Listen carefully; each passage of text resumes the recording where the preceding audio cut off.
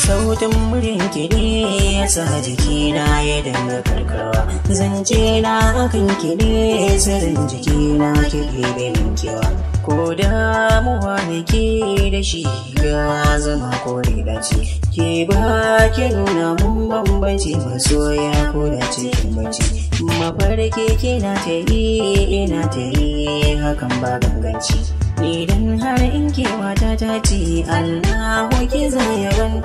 Rayi ta kiri mata ta ce idan da akwai rabon.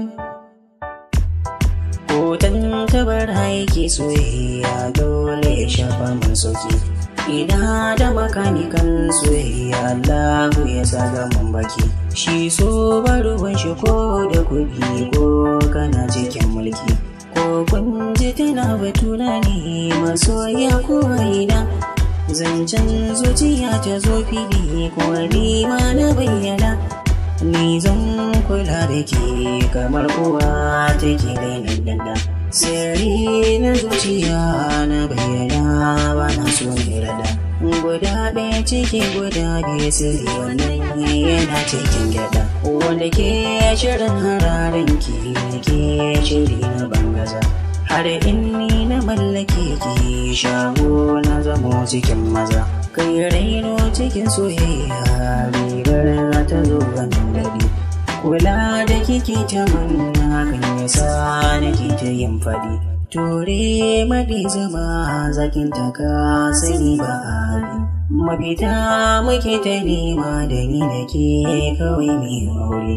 Inna yi mallakin ki hakan ba ne ba cikin zauri, sai kwatance ake da mu a su'alan na gane munkiri. Na ba ki zuciya ake kai da shan fure a tarasi, wanda bai kula da su wannan ya zama abin tausayi. Ko idan ka duba hadansa ya fi idan akwai kusai, ki dariya ta so na marmasa hakan kamar yafi. Kyawun biya mace ta dau ado ta dauro mayafi, ƙauna mun kula ni da ke ta riga da ta zafi.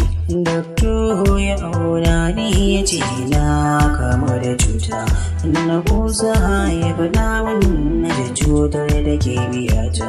Ya ce na kama da haifa talauci ciwon soyayya, ashe in baki a rayuwa ina cikin rantsi. Ki faɗa ma masu sanki kawai su je sai dai na kwarasi.